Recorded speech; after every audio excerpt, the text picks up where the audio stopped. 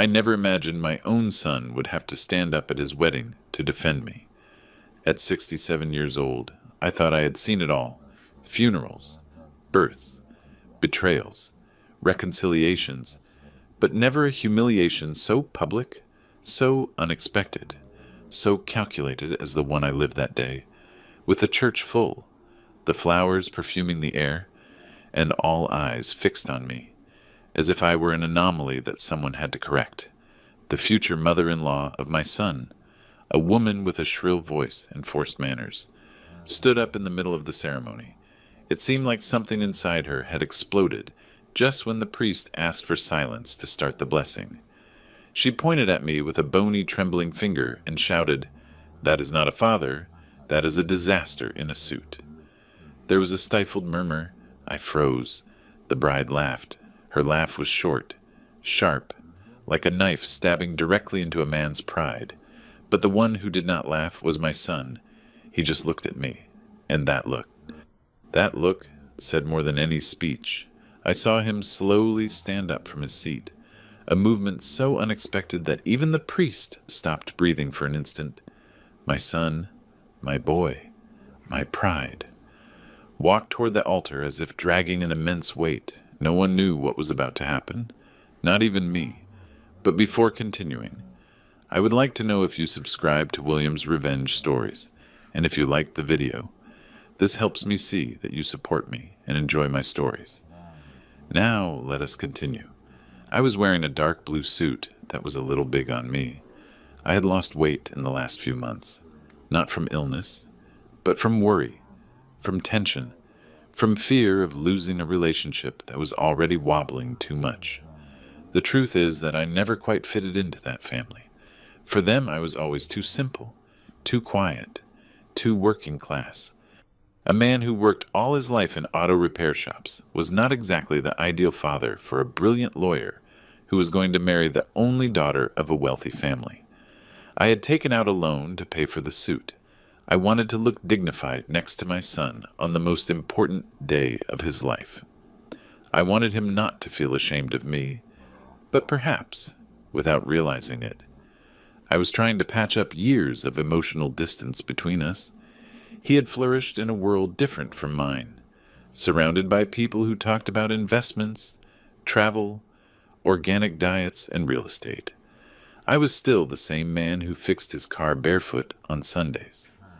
Even so, my son never stopped calling me Dad, even when his future wife frowned upon hearing it. She even told me once, very subtly, "I do not want to make you uncomfortable, Arthur, but in our family we prefer to keep up appearances. You could, I do not know, behave more like a guest than a protagonist." I smiled, although inside that phrase went through me like barbed wire. Her mother, the mother-in-law, was worse. I never heard her say a kind word. She treated me like someone who was in the way. She corrected my posture, the way I spoke, even the way I pronounced some names. "Your accent is too strong, Arthur," she had told me once at the engagement dinner. "Do not worry. It is not your fault. There are people who are born with more cultural limitations than others." And the bride, her daughter, nodded as if it were the absolute unquestionable truth the day of the wedding, seeing me enter with my simple suit and my tie that I had knotted 3 times so it would stay straight. The bride already looked at me with contempt. But I did not come to impress anyone. I came to see my son's happiness, or so I believed, when the mother-in-law shouted that cruel phrase, "A disaster in a suit." I felt my blood freeze. I wanted to answer something, but my throat closed up. The laughter of some guests echoed in my ears like bells of mockery. My son turned sharply toward her. I saw how his jaw tightened. And then, with a calm that was frightening, he approached the altar. "Father," before continuing, my son said, looking at the priest, "I have something to say." The church went into absolute silence. You could even hear the creaking of the pews when some guests moved to see him better. The bride frowned, annoyed. The mother-in-law crossed her arms, as if she were sure that my son would defend her. But I knew that expression on my son. It was the same one he had when he discovered, as a child, that a teacher had treated one of his classmates unfairly. Something was going to break. I felt it in the air. "After what they just said to my father," he began, "I cannot pretend that everything is fine." The bride opened her eyes wide. "My love, do not make a scene," she whispered from the altar, faking sweetness. But my son did not look at her. He looked at me, and I will never forget that mixture of pain, rage, and decision on his face. "I'm not going to allow," he continued, "anyone to humiliate the man who raised me with broken hands and a whole heart." The guests started whispering among themselves. The mother-in-law rolled her eyes. I did not know where to hide. I felt my legs trembling, and before continuing with this ceremony, my son added, "I want to reveal something that I have kept for too long." My heart stopped for a second. I did not know what he knew. I did not know if it was something about me, about him, about the bride.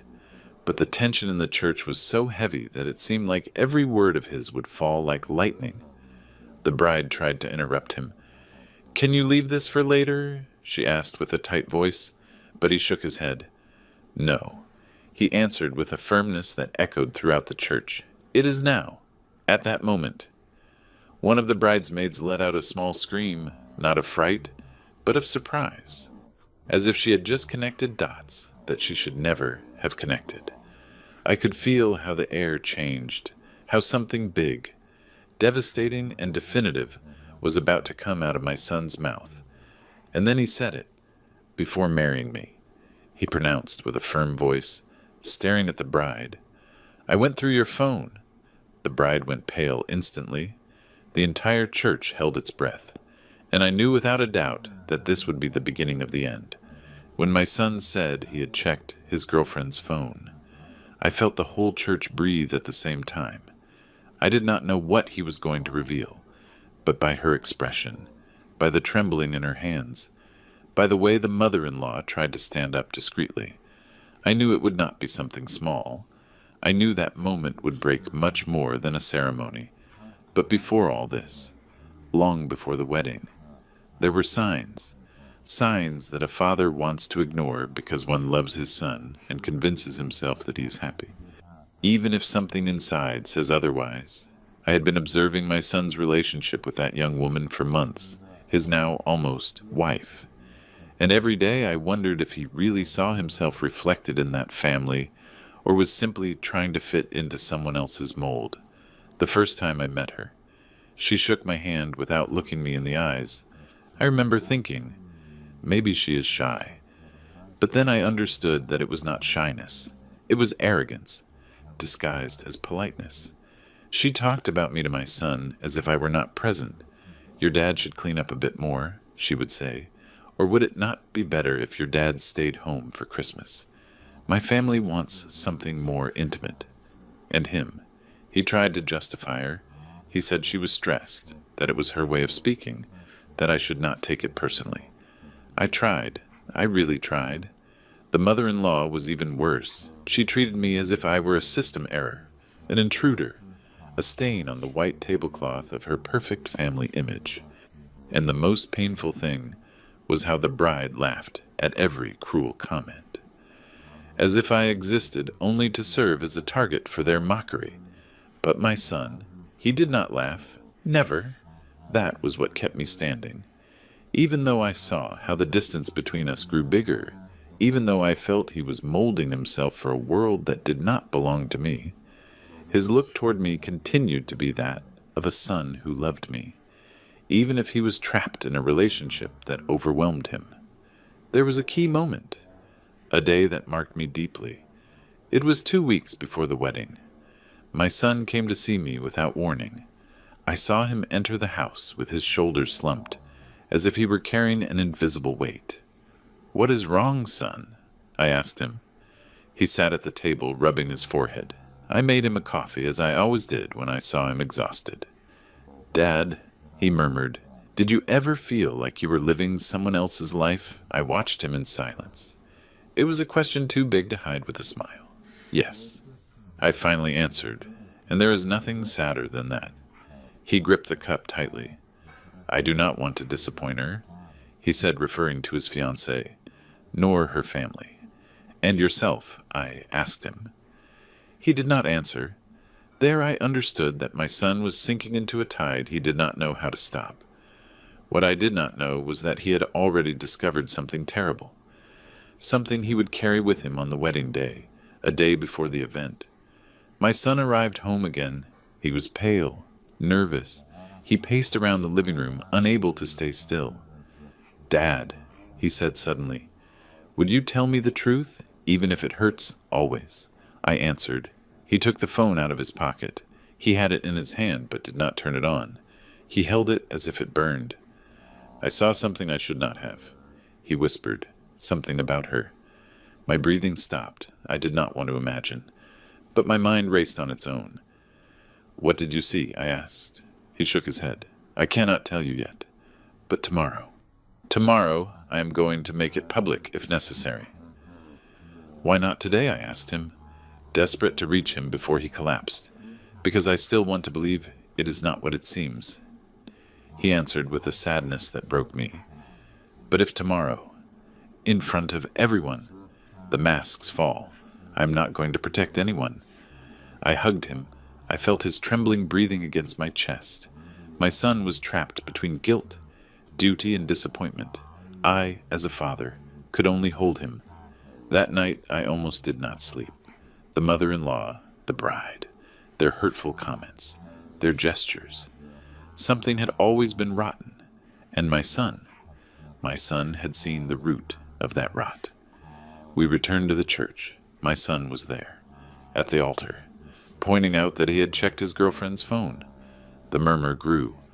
The bride went pale. The mother-in-law pressed her lips together until they turned white. "What did you find?" the priest asked, astonished.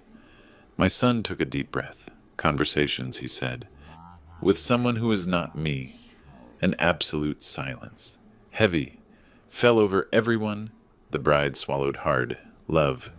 That means nothing." My son raised his hand. "I have not finished," he said, because they were not just conversations. My legs went weak. I leaned against the pew. I felt like the air was escaping me. "There were photos," he continued. "Dates. Plans." The bride closed her eyes as if she wanted to disappear. The mother-in-law shouted, "Do not talk nonsense. That is private." My son looked at her with a disarming calm. "Yes," he answered. "It was private, but not between mother and daughter, but between your daughter and another man, a man who, by the way, you knew very well." The bride let out a choked sob. A guest gasped. A bridesmaid began to cry.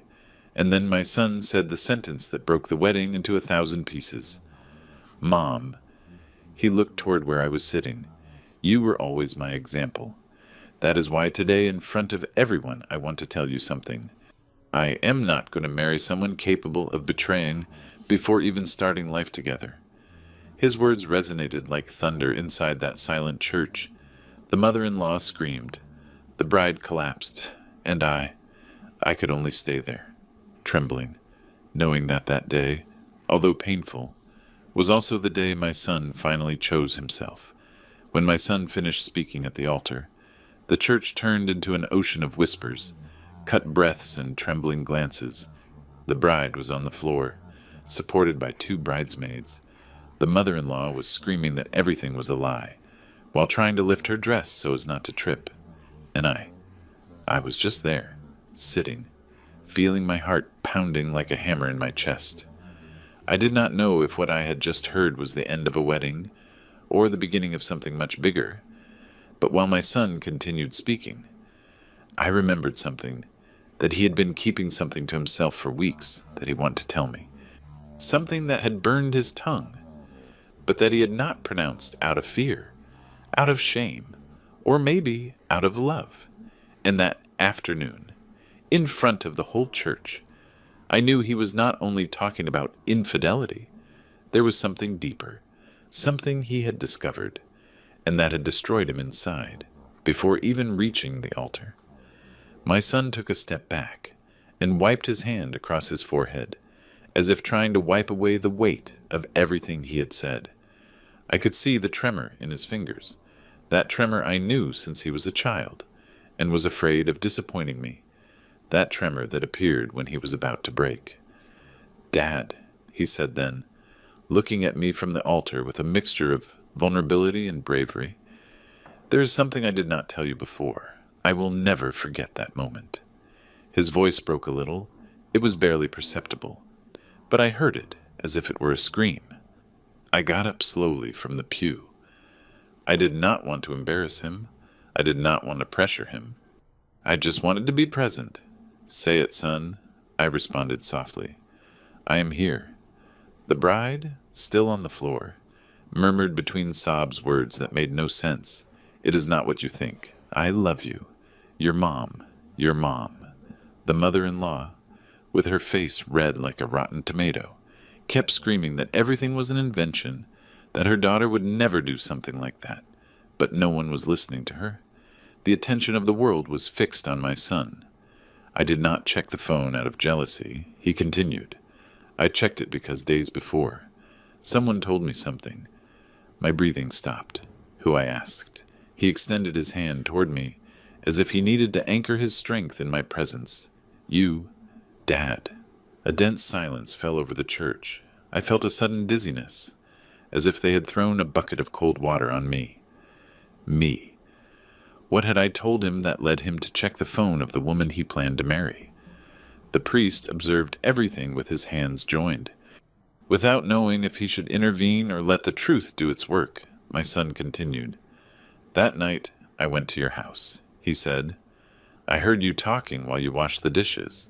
I thought you were talking to me, but no, you were talking to yourself," you said. If he knew what I saw that day, he would not reach the altar. A murmur ran through the benches. I closed my eyes. I had forgotten that detail. I had forgotten that my son was in the living room when I, without realizing it, let that fatal phrase escape, because I had indeed seen something that broke my soul. "Dad," he continued, "when I heard that, I knew something was wrong. And although you did not want to tell me, although you stayed silent, I could not keep ignoring the signs. I was afraid to face it, afraid to face her. But you gave me the courage without meaning to." I opened my eyes full of tears. My son had discovered on his own what I wanted to keep quiet, so as not to destroy a future he thought he wanted.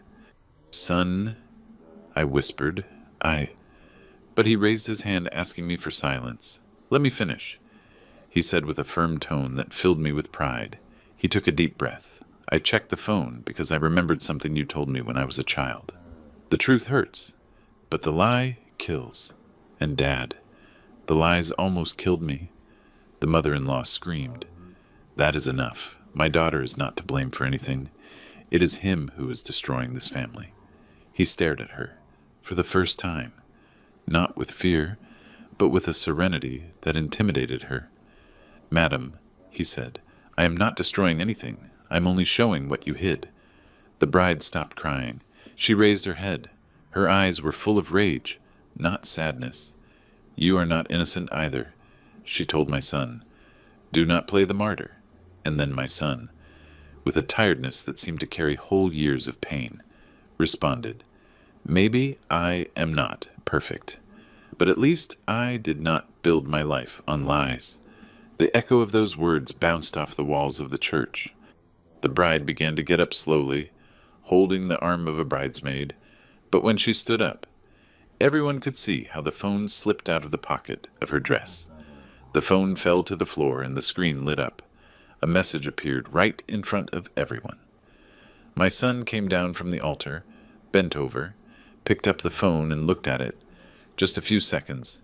His expression did not change. He already knew everything, but the whole church did change. "Here it is," he said, showing the screen to the public.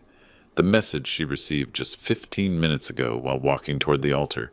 The bride screamed, "Do not open it." But it was too late. My son read out loud, "Sure you want to get married? You are still in time to escape. You know that last night you were with me, and that you would repeat it." The church exploded in screams. The mother-in-law collapsed on a bench. The bride, in absolute shock, could only say, I did not.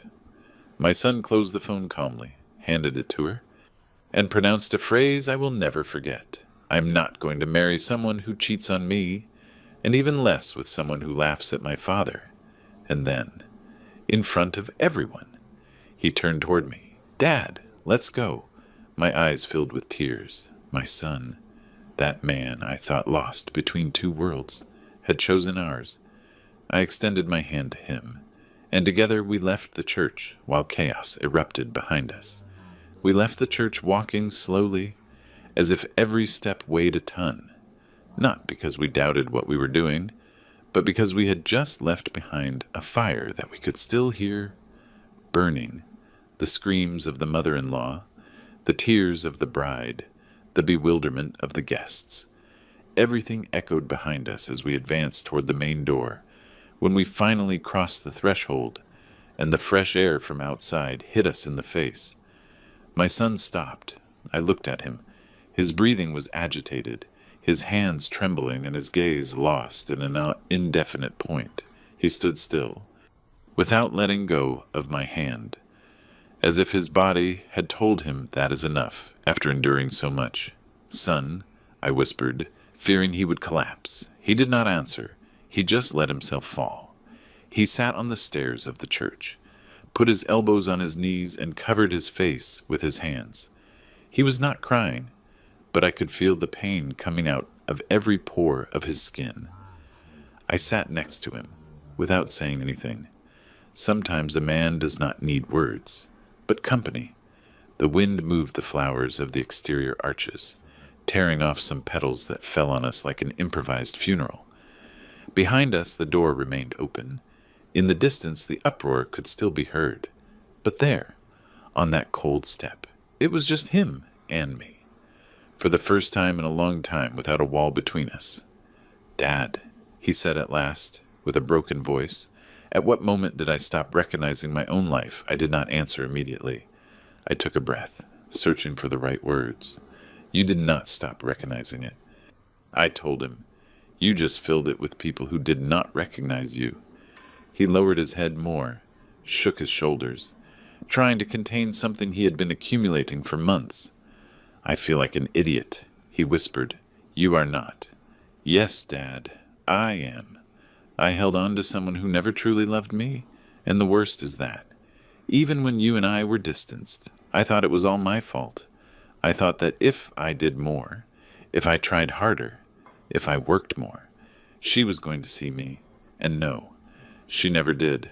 I wanted to tell him that I also had blame in our distance, that many silences of mine had been wrong decisions, not lack of love. But it was not the moment for that. That moment was his. She did not make a fool of you. I told him. She made you believe that you needed her approval to exist. And you just wanted to form a family. He lowered his hands. His eyes were red, but not from crying, but from holding himself together too long. I checked her phone because I was afraid. He confessed, not out of jealousy. I was afraid that you were right, that what you saw and did not want to tell me was unbearable. I felt a prick in my heart. Son, I murmured, I did not tell you because I thought that if you were doing it for love, you had to discover it by yourself. He stayed silent for a few seconds. And what was exactly what you saw? He asked. I wiped my hand across my forehead. I had kept that memory like someone protecting a wound still open. I saw her. I answered, hugging that man in the supermarket parking lot. Not just any hug. It was one of those that, my son closed his eyes. And why did you not tell me? Because in that moment I thought maybe there was an explanation. And because I did not want to be the one who destroyed your engagement. You were already so involved, so deep in that life. I thought that if there was something bad, it would come to light on its own. He took a deep breath. It came out, he murmured, and in the worst way possible. No one came out of the church yet. It was as if the entire building was holding its breath. We, outside, were two men trying to rebuild ourselves on a staircase. Neither he nor I were perfect. He had tried to fit into a world that was not his. I had kept silence too long. But there we were, father and son, united in ruin, but more united than ever. "Dad," he said then, "do you know what hurt me the most? What that she laughed at you?" My heart tightened as if someone squeezed it from the inside. That moment, he continued, that microsecond, that mockery, that arrogance, that contempt, hurt me more than her infidelity. Because you do not deserve that, and neither do I. I could not contain the emotion. I did not cry, but I felt my eyes filling with a moisture that had been refusing to come out for years. "Thank you, son," I whispered. He nodded. "All my life," he said. "I thought strength consisted of enduring criticism, enduring humiliations, enduring comments, enduring people. But today I realize that true strength is knowing how to leave, knowing how to say enough is enough." I looked at him with a pride that did not fit in my chest. "Then you are strong," I told him, "because you left just when you should have." He took a deep breath, as if the words released him from an ancient weight. "Dad," he murmured, "can we get close again? Can we try? I do not know. To heal what we let get cold." My voice took an instant to come out, that instant in which the soul shakes itself. "Of course," I answered. "It is never too late when we both want to." We stayed in silence, looking at the empty street. The sun was beginning to go down, painting the sky with orange and pink tones. It was a simple scene, almost daily, but for me, it was like being born again. My son stood up, offered me his hand. I looked at him, and in that gesture, simple, firm, sincere, I found everything I thought lost for years. When we were going to leave, the church door opened. The mother-in-law appeared first, with her makeup runny and her hair messy. She walked toward us with quick steps, furious. "This is not going to stay like this," she shouted. My son turned slowly. "Yes," he answered. "Yes, it is going to stay like this." She trembled with rage. "You destroyed our reputation," she spat. My son raised an eyebrow. "I did not destroy anything. I only pulled back the curtains so everyone could see what was behind." The mother-in-law pointed at him with her finger. "You are going to regret it." My son smiled, a calm smile, mature, almost dangerous. "No," he said, "I believe the ones who are going to regret it are you." And then, without looking back, we started walking, without knowing that the worst had not happened yet. We walked a few meters away from the church before my son stopped again. I thought he had gotten dizzy or needed to sit down. But no, what had stopped him was something else. The certainty that there were still truths buried under that family we had just left behind. Truths that he was going to face, even if it hurt him, even if it hurt me. "Dad," he told me without looking at me, "there is something I did not tell you. Something I discovered just 2 days ago." The wind blew and lifted dry leaves around us, as if the world itself shuddered with what my son was about to reveal. "What is it, son?" I asked, feeling a knot tighten in my throat. He took a deep breath and looked at the ground. "I did not only find messages on her phone," he said. "I found audio files, conversations, with her mother and with that man." My heart skipped a beat. "What were they talking about?" I asked, although I was not sure I wanted to know. He raised his gaze, and I saw in his eyes a pain so deep that it almost broke me too. "They talked about me, Dad," he said, "about how I was not up to par, about how you were a nuisance at the wedding, about how they could handle me and use me." My blood froze. "Use you for what?" "For money," he responded, with a mixture of shame and rage, "to get benefits, so that I would support a project of theirs. They even talked about, if necessary, exaggerating the pregnancy to rush the wedding." I put a hand to my chest. I felt a sudden dizziness. How far did the manipulation of that family go? What kind of people were they? My son kept talking, but his voice was no longer broken. He had the voice of a man who had woken up. "For months," he continued, "they made me believe that this wedding was the best thing I could do, that she loved me, that they respected me, but every kind word was poisoned, every gesture calculated, and I fell like an idiot. I put a hand on his shoulder. You are not an idiot. You fell in love. That is not a shame. He smiled bitterly. Yes, but I did not fall in love with the person I thought. I fell in love with a fabricated version. He stayed silent for a few seconds. Then he continued, with a voice that trembled from intensity. Not weakness. And the worst, Dad, is that those two, the mother-in-law and the bride, laughed at you constantly.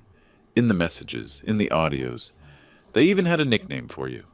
A pang went through my chest. What nickname, I asked. My son hesitated, but he answered, the ballast. That is what they called you. I closed my eyes. I felt as if a gigantic hand squeezed my heart. Ballast. Something that hinders, something that drags, something that stops progress. That was me to them.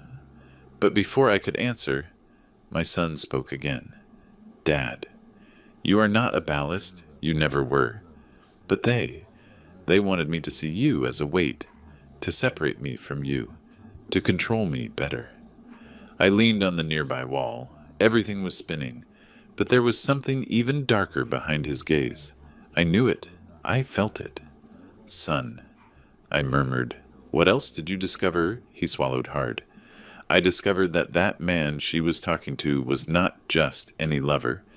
He was someone hired by her mother to manipulate her, to make me seem like the best option, so that I would feel responsible for her and her emotional stability. I was left speechless. My son continued. They wanted to make sure I got married, whatever the cost.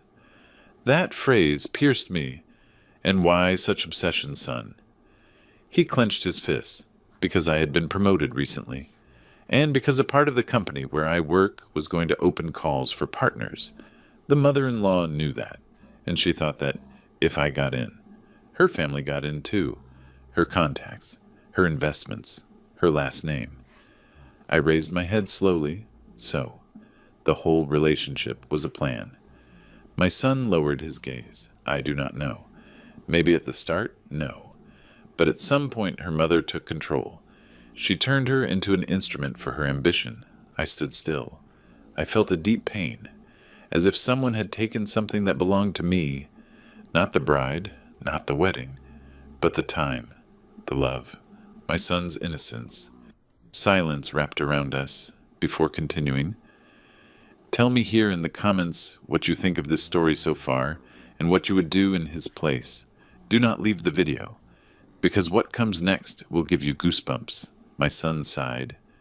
Dad, that morning, before the wedding, I already knew I was going to cancel it, but I did not know how to do it without destroying you. 2. Me? I asked, surprised. He nodded. Yes, because I knew that if the wedding was ruined, the mother-in-law was going to blame you publicly, and I could not allow that, not after everything you have done for me. I felt a tremor run through me. My son, the man who had just broken an entire wedding, was still thinking about protecting me. And that is why you spoke like that at the altar. I asked. Yes. I had to expose the truth myself. Let the guilty ones be them, not you. I wiped a hand across my face, trying to process everything I had heard. You are strong, son, I whispered. I was because you taught me. He answered. At that moment we heard quick steps behind us. When we turned around, we saw one of the guests coming, running, agitated. Arthur, your son, you have to go back.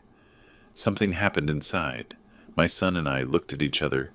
Something horrible, something unexpected. The masks were not just falling, they were about to break completely.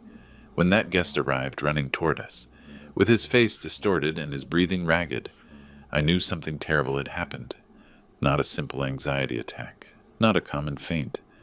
Something that was going to change the course of this story even more than it had already changed. Because tragedy, when it arrives, does not hit just once. It comes in waves, and that was just the next one. You have to go back, the man shouted, with eyes wide like coins. It is the mother-in-law. She fainted. No, he responds.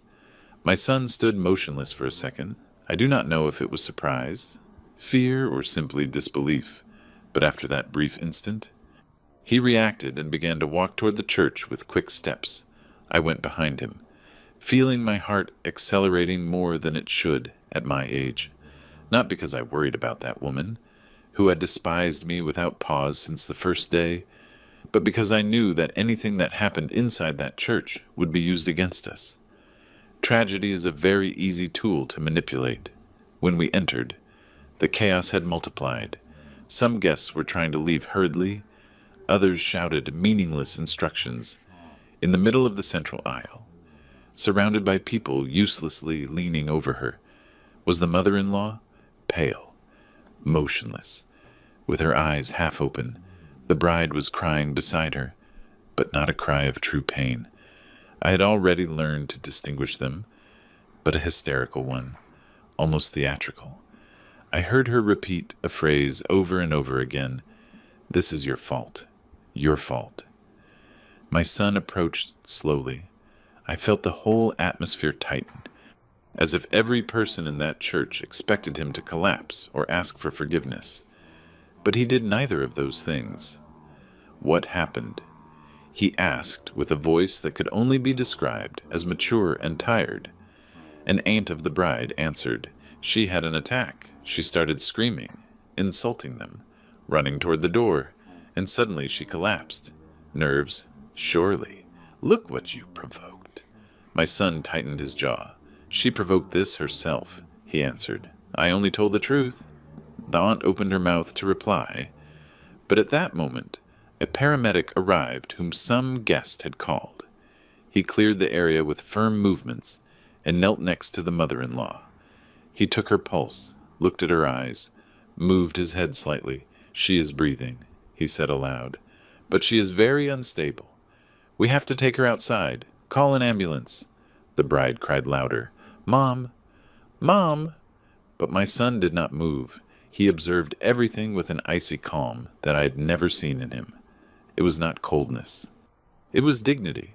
After months of manipulation, humiliation, and lies, he had found a type of strength that did not need screams or blows. It was a silent strength, dangerous, powerful. When the paramedics lifted the mother-in-law onto an improvised stretcher, she partially regained consciousness. She opened her eyes, saw my son, and her face deformed into a mixture of hate and fear. You, she whispered, you destroyed everything. My son took a step forward. No, madam, he said firmly, you destroyed everything. I only removed the blindfolds. The bride let out a shriek of rage. You have no right to speak to her like that, not after what you did to her. My son raised his head. What I did to her, he answered, turning toward her with a chilling calm. Do you refer to exposing the truth, to defending my father, to not marrying you while you were with another man, if that is doing harm? Then yes, I am guilty. The bride stood up swaying. Her tears had turned into pure fury. You understand nothing. Nothing. You were part of a greater plan. She just wanted the best for me. My son raised an eyebrow. The best, using a man to climb in status. Manipulating me? Laughing at my father? Cheating on me? Is that the best? The truth is having a mother like her? My son responded without raising his voice. And you do not know what it is to have a father like him. I felt a knot in my throat. I did not need him to defend me, but I would keep that moment forever. The paramedics took the mother-in-law toward the exit. The bride wanted to go behind, but before doing so, she turned toward my son and looked at me too.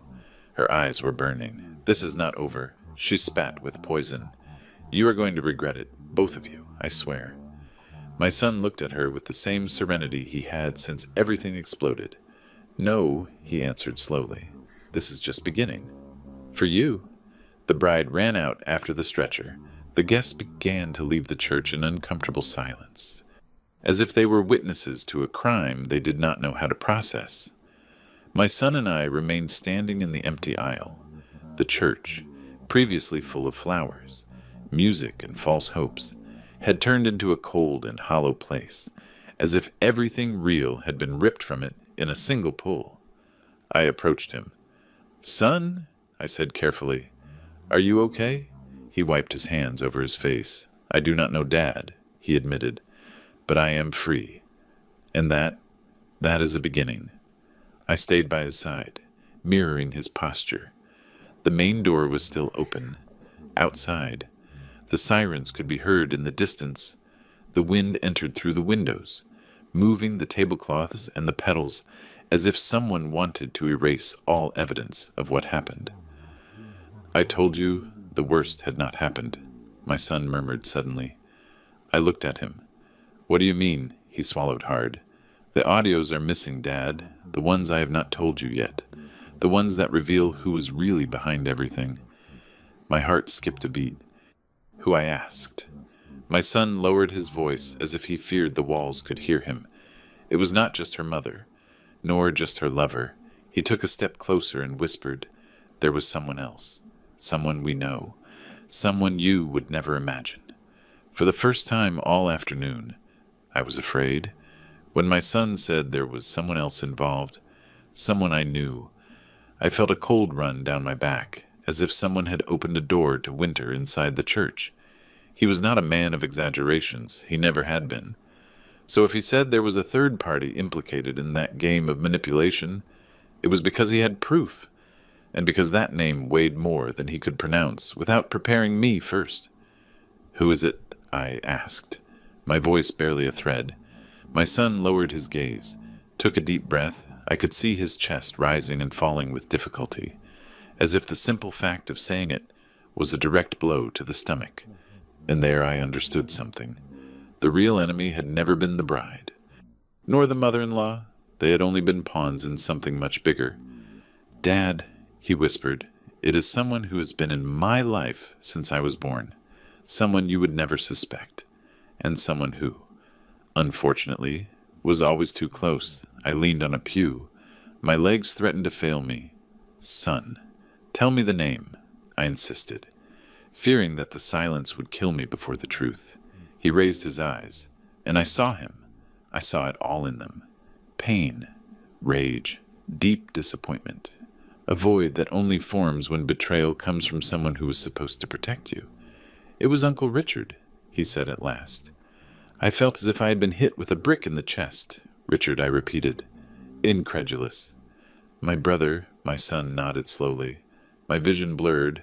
I leaned harder on the bench, trying to order the memories. "Richard, my younger brother, the man who came to our Christmases, the one who always had a joke ready, the one who held my son when he was a baby, the one who said I was too rigid and that he, instead, understood him better, the one who was invited to the wedding, the one who sat with the bride's family more than with us in the last months."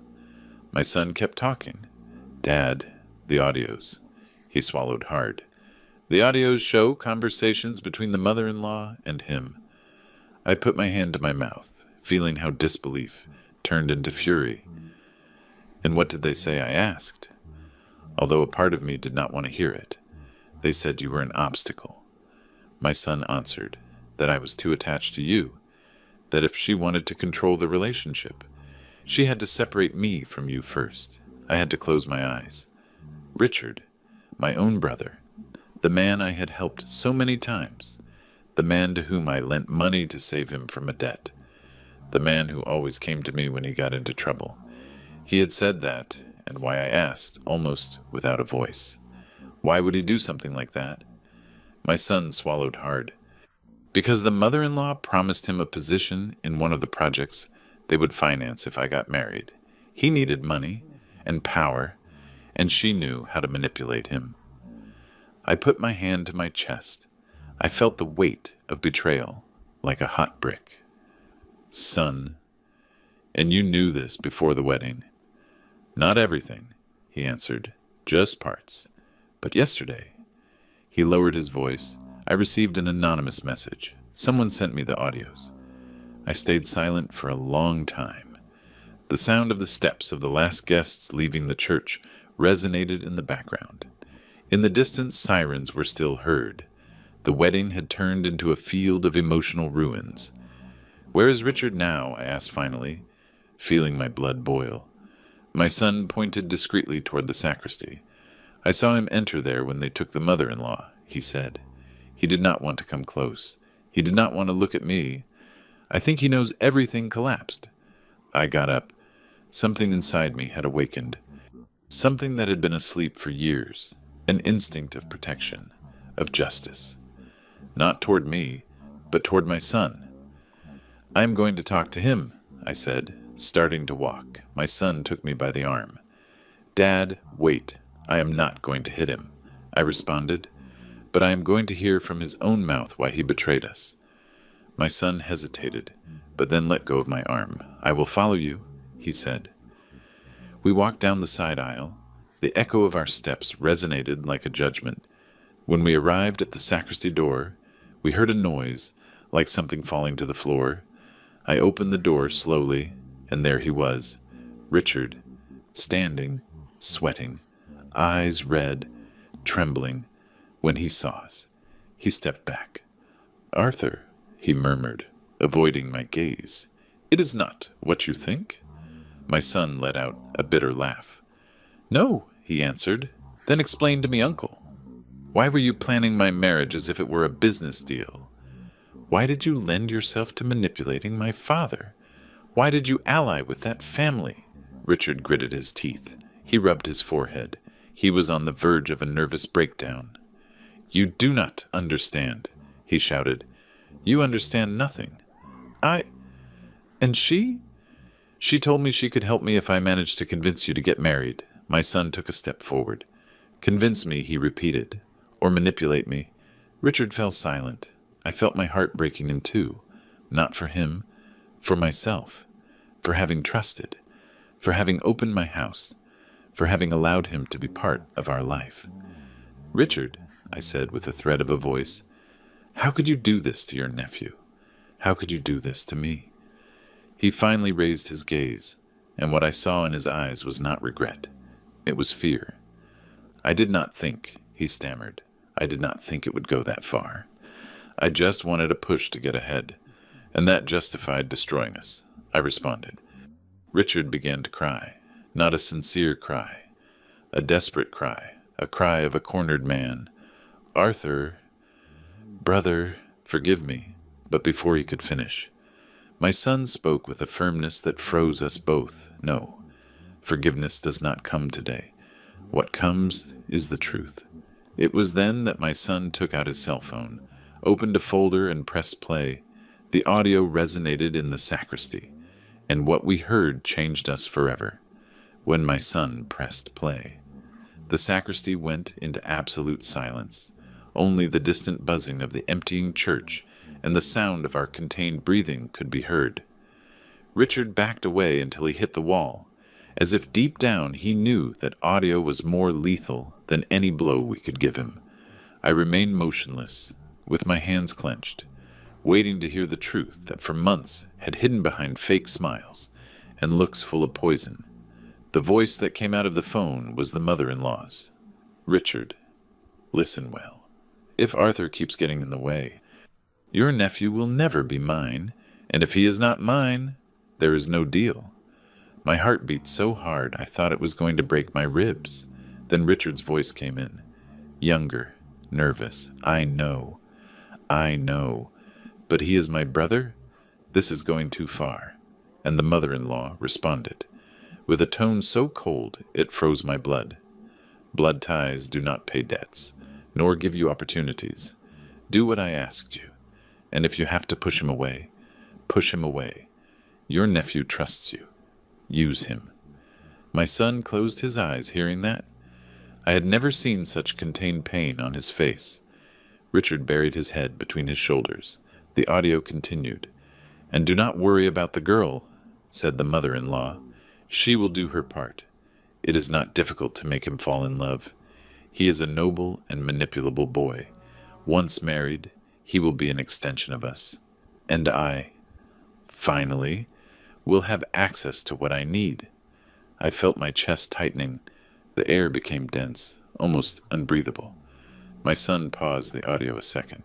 Do you want me to continue? He asked, without raising his gaze. I could not speak. I just nodded. He pressed play again. In the audio, the bride's voice was heard this time. She was laughing. Mom. Seriously. Arthur suspects nothing, if you saw how he looks at me. As if I were a gift from heaven? Poor thing. The mother-in-law let out a laugh. As long as he does not find out about... You know? The bride answered. He is not going to find out. No one will see that video. My son opened his eyes. That video exists. Dad, he said in a low voice. I saw it. I felt a dry blow to the stomach. What video? I asked, trembling. He kept silent, and that pause was worse than any immediate answer. It is a video of her, he said finally, with the other man, in the same room where they kept the wedding gifts, recorded just a week ago. Richard collapsed into a chair. Son, I told him, approaching. How did you find all this? Because someone sent it to me, he answered. Someone who knew what these people were doing. Someone who worked with the mother-in-law. I froze. Who? He shook his head. That part I still do not know. But the truth is that audio is not the worst. I turned my gaze slowly toward Richard. He did not even try to defend himself. He had his hands on his face and sobbed like a scared child. Richard, I said with a grave voice, do you have any idea what this means? He did not answer. My son continued. There is a second recording, one that... He tried to swallow. One that involves you directly, Dad. I felt the world stop. Me? I asked, confused. What does it have to do with me? My son sighed and lowered his gaze. The mother-in-law, he said, believed that you would never accept this marriage, that you could convince me to cancel the wedding. So she told Richard he had to weaken you, undermine you, make you seem unstable, that you were not in a condition to give an opinion. My throat closed. How are they going to achieve that? My son looked at me, and that was one of the most painful moments of my life. Dad, they plan to humiliate you, in public, repeatedly, until I myself asked you not to intervene in anything, until you seemed like an obstacle. I remembered every comment from the bride, every gesture of contempt, every mockery hidden in a perfect smile. I remembered the mother-in-law talking to me as if I were a beggar invited out of pity. I remembered Richard telling me not to make a scene when I had only tried to participate in trivial conversations. Everything, suddenly, fit. It was a plan, a well-armed plan, a cold plan, and I fell like a fool. That day at home, my son continued, when you said you had seen something, the mother-in-law thought you were inventing it, that you were starting to be a problem, and she asked Richard to silence you. I felt the blow before he said it.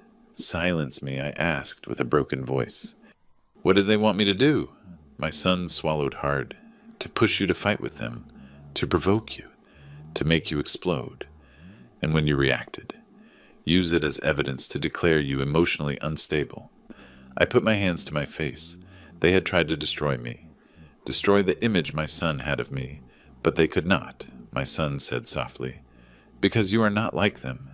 Because you are decent, Richard cried uncontrollably. I am sorry. I am sorry. I did not think they would do so much. My son raised his gaze and interrupted him. You did not think, because you only cared about what you were going to gain. You never thought about us. You never thought about my dad. Richard raised his head desperately. Arthur, brother, forgive me. She promised me. I needed the money. I did not know it would go that far. I looked at him for several seconds. And in those seconds I saw all the years we shared, the memories, the childhood laughter, and how he had chosen to sell all that for an empty promise. No, Richard, I said finally with a firm voice. You did know, and you chose to do it anyway. My son turned off the audio. Silence fell like a final seal. No one spoke. It was not necessary. The damage was already done. The truth, finally, was naked. The only thing missing was deciding what we would do with it. Richard was still there, trembling, with red eyes and sweaty hands. The air inside the sacristy seemed to have become thick, almost solid, as if the betrayal revealed in those audios had filled every space between us. I stared at him, trying to recognize the brother I had led by the hand when we were children, the man I helped so many times without asking for anything in return. But on his face there were no traces left of the family I knew. I only saw the shadow of someone who had gambled our dignity in exchange for empty promises. "What are you going to do now, Arthur?" he asked, with his voice torn to pieces. I did not answer immediately. I had so many emotions stirring inside me: pain, rage, disappointment, but also something deeper, a clarity that only comes when you hit bottom, when one realizes that you do not need to raise your voice to recover your place. It is enough to let the truth do what it must. "I am not going to touch you," I answered finally, with calm. "I am not going to yell at you. I am not going to hit you. I am not going to humiliate you like you wanted to do to me." Richard swallowed saliva, not knowing if that was a relief or a threat. "I am going to do something worse," I added. My son looked at me, surprised, but not scared. He knew I was not an impulsive man. If I said something like that, it was because I had thought it through in those seconds of silence that seemed eternal. I approached Richard not to intimidate him, but to observe him closely. "Richard," I said slowly, "the truth is out, and you are going to live with it. You are going to carry this, not me. Not my son. You—" He opened his mouth to speak, but I interrupted him, raising a hand. "From today on, you are left without family," I continued, "not because I expel you, but because you yourself made that decision when you decided to sell us, when you decided to betray us, when you decided that your ambition was worth more than your blood." Richard broke down crying.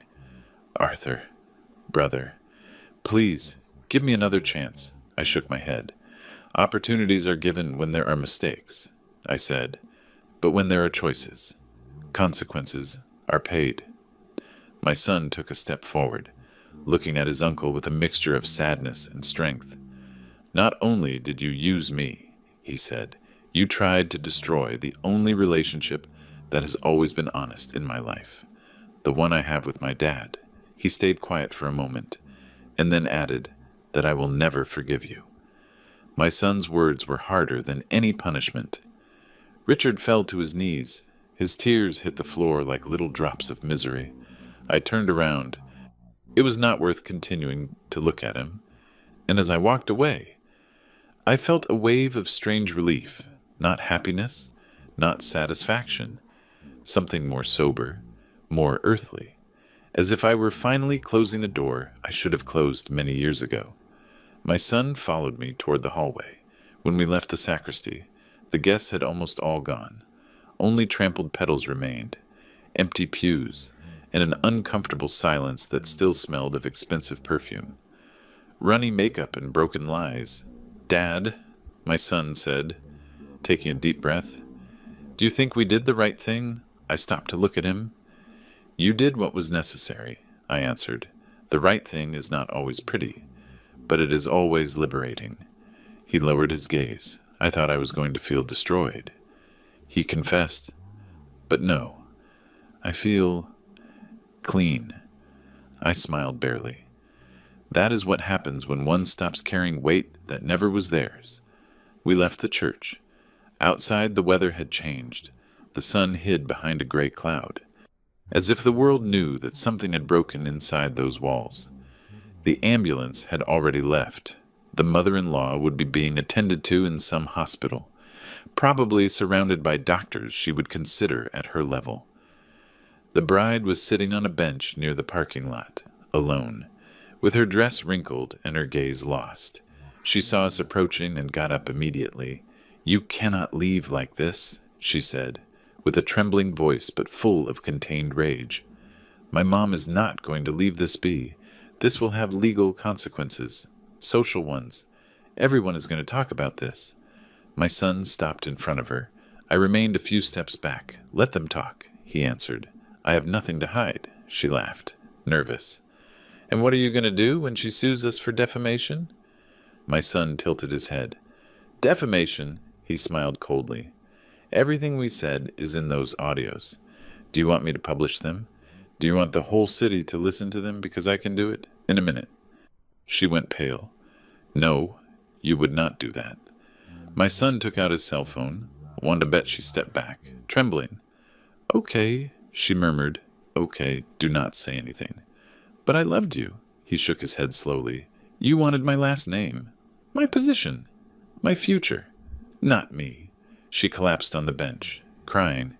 But it was no longer a theatrical cry. It was a dull, empty cry of someone who finally saw the castle fall. When we turned to leave, she shouted a final phrase.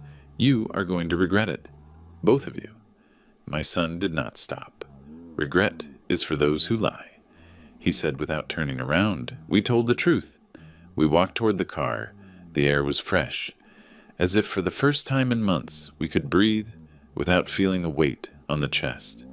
Just when I opened the door, my son stood still. "Dad," he said, looking at me with eyes full of something new. "Thank you for being with me." I put a hand on his shoulder. "I was always there." I answered, "You just needed to see it."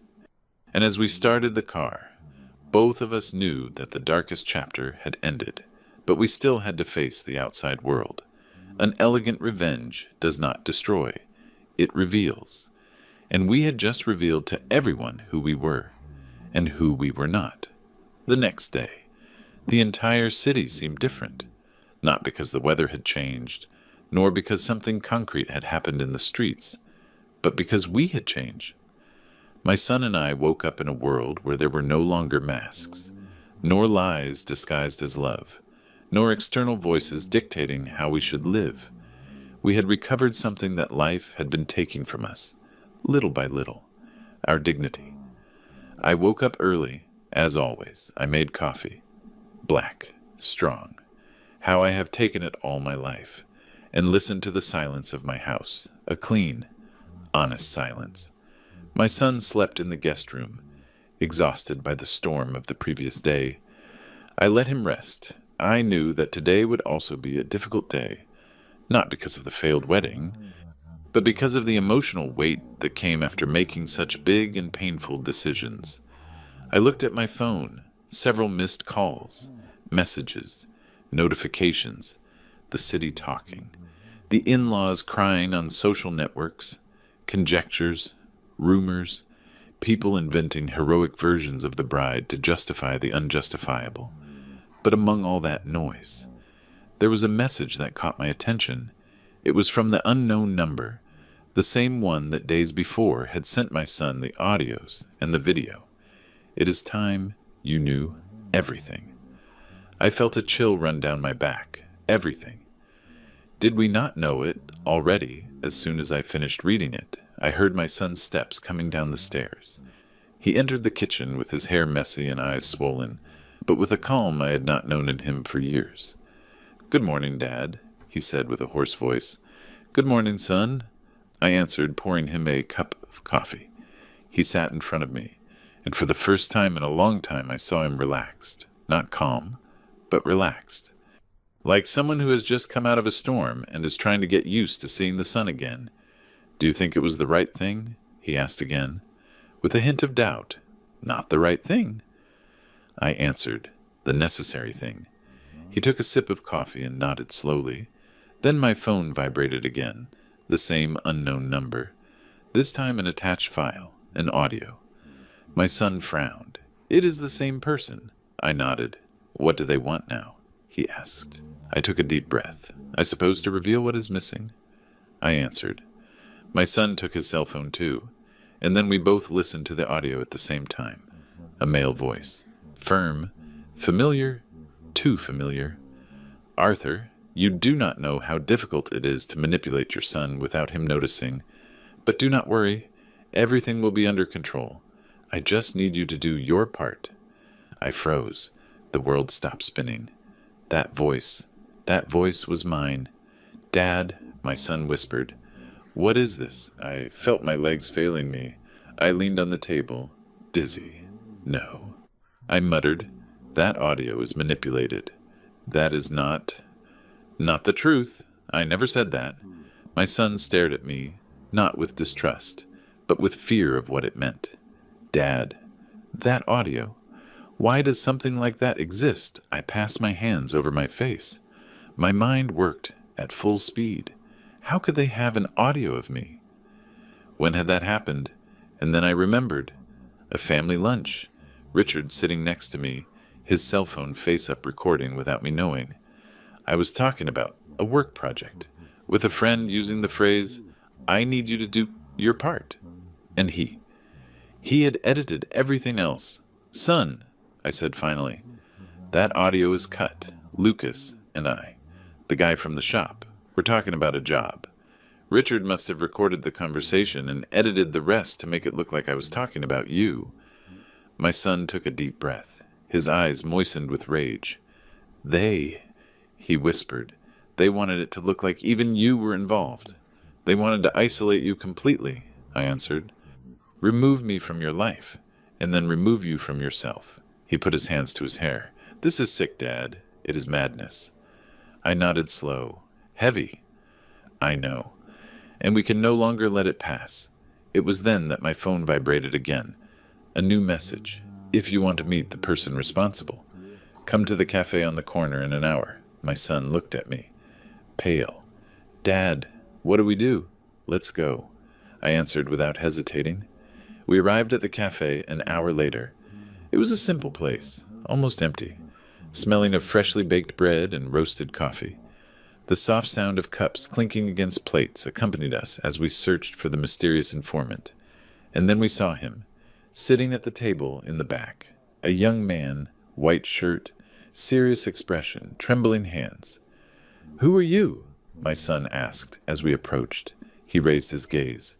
My name is Daniel, he answered. I worked for the mother-in-law for 2 years. I was her assistant, and I was also friends with your Uncle Richard. My son clenched his fists. Did you send the audios? Daniel nodded. Yes, because she ruined my life too, and because I knew that you were the next victims. I sat down slowly. Why now, I asked. Daniel looked at us with old pain. Because they were not going to stop. They already had a new plan. One that went beyond the marriage. My son swallowed hard. What plan? Daniel breathed deep, as if it cost him to say it. They wanted to destroy you professionally. They wanted to accuse you of fraud in the company. Everything was ready. They just needed to marry you, so that you would accept signing something without reading it. That marriage was the key to your total ruin. My son ran out of air. I got up slowly. Then you did the right thing by telling us, I said. Daniel lowered his gaze. I did it, because I know what is coming now, and you must be prepared. My son and I exchanged a look. What is coming now? I asked. Daniel looked us directly in the eyes. They are going to counterattack. My son squeezed my shoulder, and I knew that the real battle had just begun. Some weeks have passed since that day in the church, and although I still feel a knot in my chest, when I remember every detail, I can also say that something inside me settled. Finally, at my age, one believes one has lived everything. Poverty, hard work, loss, fatigue, the old age that starts to peek out without asking permission. But no, I still had a lesson pending, one of the hardest, and at the same time, one of the most liberating of my life. I thought the biggest blow would be seeing my son walking toward a marriage that was going to destroy him. But no, the biggest blow was looking at myself in the mirror after the failed wedding and realizing that I too had spent years allowing others to define me, allowing others to laugh at me, allowing others to decide if I was enough or not. But that day, when my son stood in front of a whole church and defended me, something lit up inside me, something I thought extinguished for decades. Dignity does not age, it only waits. My son is firmer than ever, more awake, more conscious of the type of people he wants by his side. And although we still have a road to travel, wounds to heal, memories to sort out, we are together, father and son, as it should have always been, as it finally is. Richard never came back to look for us. His silence says more than any apology he could invent. The mother-in-law. She keeps trying to clean up her image, but the truth always finds a hole to slip through. The ex-fiancé, I do not know. I hope one day she understands that love is not built with lies. Daniel keeps sending information. He seems decided to reveal every dark corner of that family, and I appreciate it. But the most important thing is that my son today smiles without fear. And I, at my 67 years, learned that it is never too late to recover your voice. I am Arthur, and this was my story. Subscribe to the channel to keep listening to deep stories that touch the soul, like if this story moved you or left you reflecting. And tell me in the comments what you thought of this story, and from what city you are watching us. Your support keeps these stories alive. Thank you for accompanying me until the end.